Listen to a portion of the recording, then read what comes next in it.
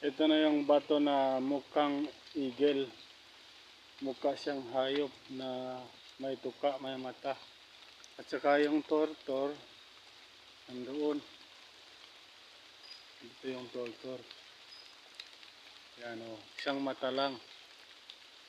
Ito ang tapos dito banda, may tumpok-tumpok na bato na parang letter C na ginawa. Ang tinitingnan ng tortor, itong bato na parang ibon.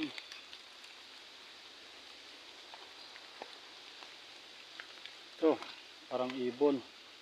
Tapos, isang metro lang, ang tinitingnan niya ito. Itong marka. Yan. Tapos ito, naka letter C rin ito. Ang mga bato nito.